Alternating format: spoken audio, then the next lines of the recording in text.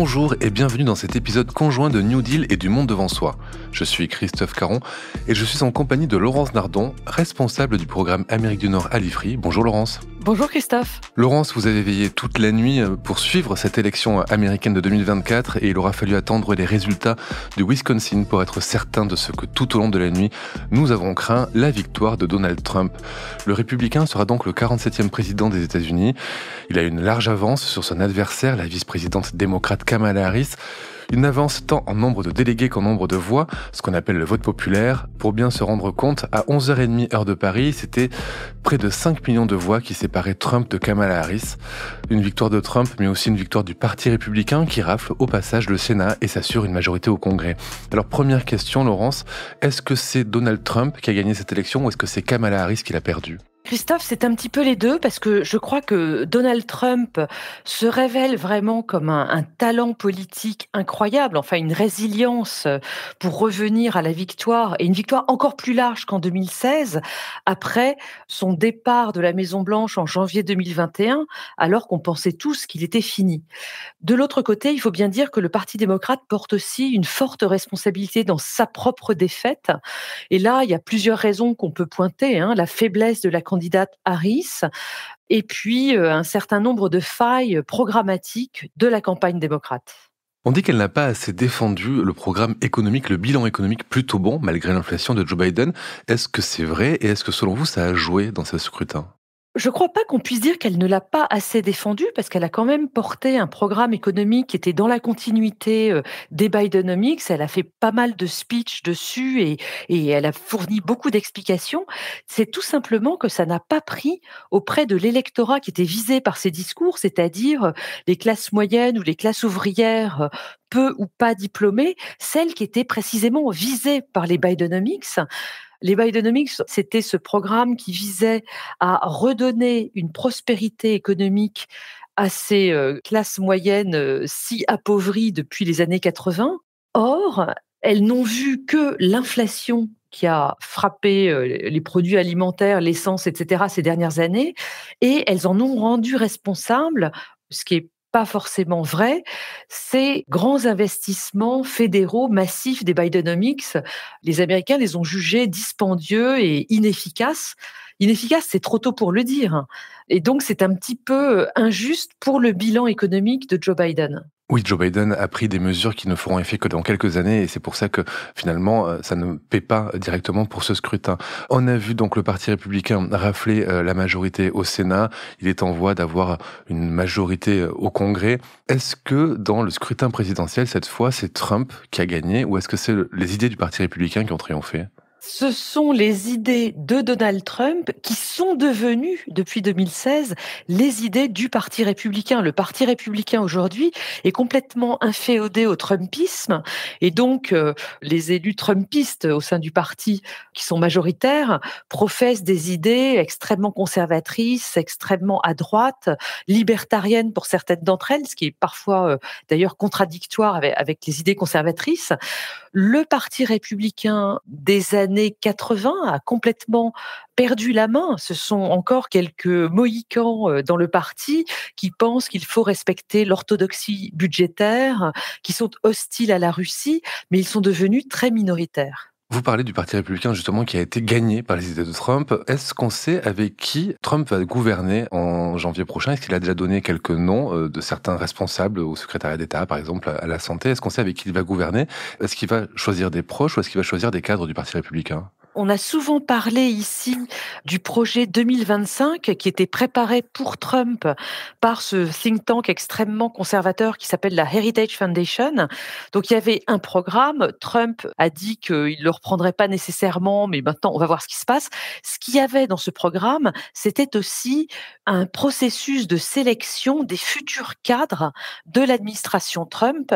Et donc ça, pour le coup, on peut être sûr que l'administration Trump 2, je pense qu'il faut se résoudre à parler d'une administration Trump 2 maintenant, eh bien, elle fera certainement appel à cette base de données de personnes déjà identifiées et sélectionnées pour remplir l'administration. C'est avec eux que Trump va gouverner. Un gouvernement de fidèles, un projet 2025, vous en avez parlé. Est-ce qu'on peut raisonnablement dire que la démocratie américaine, à partir de janvier prochain, sera en danger? Et à quel point est-ce que Trump peut tout verrouiller en sa faveur? J'ai pas de boule de cristal et à ce stade, vraiment, tout est possible. Trump a annoncé à plusieurs reprises qu'il se vengerait s'il était élu. Et donc ça veut dire très concrètement, il l'a dit, hein, purger toute l'administration des fonctionnaires qui ne lui sont pas loyaux. Et ça ne concernerait pas seulement les hauts fonctionnaires, ce qui est habituel à chaque alternance, mais ça concernerait des fonctionnaires jusque dans les étages les plus bas de l'administration. Il parle de remplacer littéralement des milliers de personnes.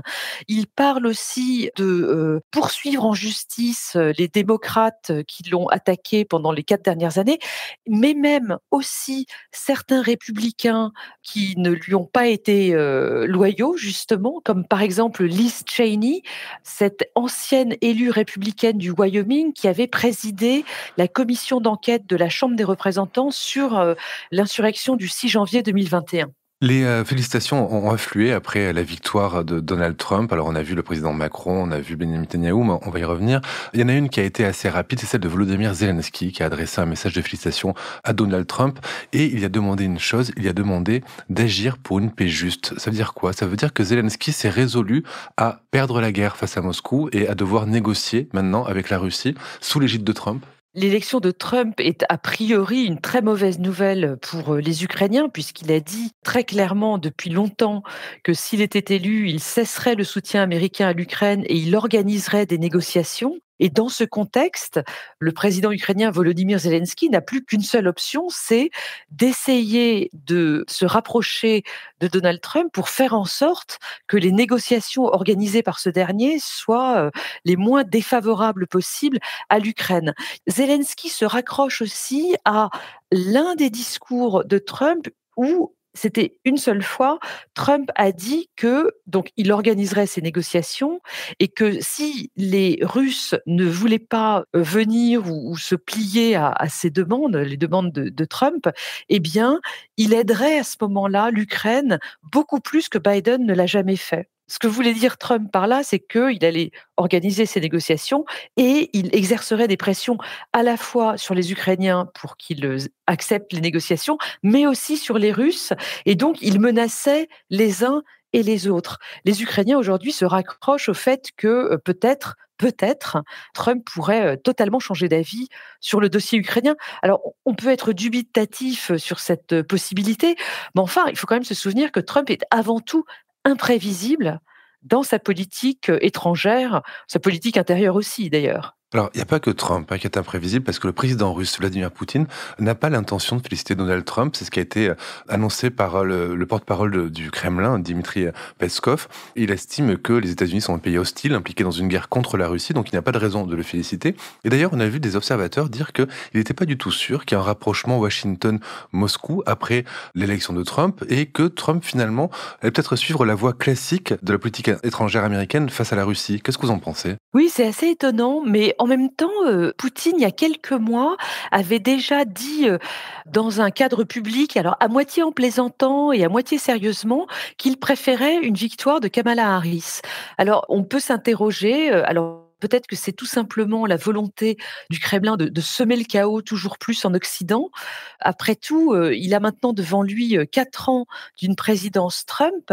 Il a peut-être envie de poursuivre sa politique de délégitimation des puissances occidentales, même avec un Trump au pouvoir à la Maison-Blanche. Autre chef d'État à féliciter rapidement Donald Trump, c'est Benjamin Netanyahou. On sait qu'il attendait la victoire de Trump avec impatience.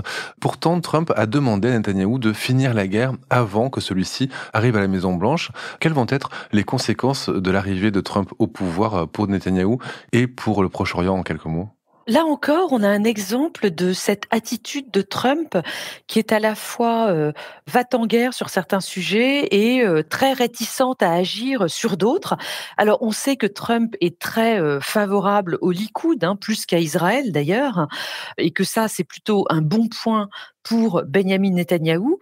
Mais on sait aussi que les deux hommes ne s'apprécient pas forcément. C'est peut-être pour ça que le Premier ministre israélien a tenu à féliciter très tôt le nouveau président américain pour essayer de remettre une bonne ambiance dans la relation. Il est vrai, Trump l'avait déjà dit à plusieurs reprises ces derniers mois, qu'il souhaite une fin de cette guerre assez rapide. Il n'a pas forcément envie qu'elle s'étende et qu'elle dure trop longtemps parce que certainement ça va impliquer les États-Unis et Trump n'a pas forcément envie. La question sur laquelle il faut dire un mot de plus en ce qui concerne le Moyen-Orient, c'est la question de l'Iran, parce que Trump déteste l'Iran, on l'a bien vu pendant son premier mandat, quand il a retiré les États-Unis de l'accord iranien, le JCPOA. Et donc, on pourrait penser que Benyamin Netanyahou en profite pour soutirer à une administration Trump une autorisation de frapper l'Iran de façon préemptive, ce que Israël souhaite faire depuis très très longtemps. Les Américains, en général, freinent des quatre fers face à ces tentatives parce que ce serait un développement extrêmement préoccupant au Moyen-Orient. Un mot encore quand même sur le dossier du Proche-Orient. Est-ce que les positions de Kamala Harris sur Israël ont joué en sa défaveur? Je pense particulièrement au vote musulman dans des États comme le Michigan, par exemple. Oui, alors il y a eu un vote sanction contre elle de la part des Arabes américains, des musulmans américains, mais aussi certainement de quelques étudiants pro-palestiniens sur les campus. Alors au niveau national, ça représente pas grand monde, mais il est certain, on le verra avec des décomptes électoraux plus précis, que ça a pu compter dans certaines petites circonscriptions dans les États clés comme le Michigan, par exemple, oui. Et pour terminer ce bal de félicitations, celle de Emmanuel Macron, le président français, et celle d'Ursula von der Leyen, la présidente de la Commission européenne. Aucun des deux n'a attendu les résultats définitifs pour féliciter assez chaleureusement le gagnant. Ça dit quoi cet empressement à propos de l'avenir de l'Europe et de la manière dont l'Union se voit? Je suis un petit peu surprise que les deux aient félicité le président américain avant que sa victoire ne soit officiellement déclarée avec 270 délégués. Il fallait attendre 1 heure ou deux, c'était vraiment pas grand-chose. On sait que Emmanuel Macron, lors du premier mandat de Donald Trump, avait tenté de devenir proche de lui pour pouvoir éventuellement l'influencer. C'était un bon coup à jouer, mais en l'occurrence, ça avait complètement échoué. Trump n'écoute personne. Je pense que cette fois-ci, on sait bien qui est Trump, on sait qu'il ne reconnaît que la force. Alors, le féliciter, pourquoi pas, mais je pense que l'essentiel, c'est de montrer un front uni et très ferme des Européens, de l'Union européenne, face à Donald Trump. Est-ce que vous pensez que ça en prend le chemin? Parce qu'on a vu quand même tout le monde féliciter Trump en ordre dispersé. On a l'impression quand même d'avoir une Europe un peu aux abois, non? Non, je crois que c'est vraiment trop dur de dire ça. Les Européens ont encore tout à fait le temps de se mettre en ordre de marche pour tenir tête à Trump dans les années qui viennent, pour être d'ailleurs force de proposition, pourquoi pas, face aux États-Unis. Pour cela, l'essentiel, c'est de remettre en route le couple franco-allemand. Merci Laurence pour ces réactions à chaud sur l'élection de Donald Trump à la Maison-Blanche, sa deuxième élection, 47e président des États-Unis. Il sera investi en janvier prochain. Laurence, on vous retrouve mercredi prochain pour un épisode de New Deal. Quant à nous, on se retrouve vendredi pour un épisode du Monde devant soi avec Jean-Marie Colombani et Alain Frachon. Merci Laurence. Merci Christophe, à la semaine prochaine. Retrouvez New Deal chaque semaine sur Slate Audio et toutes les plateformes de podcast.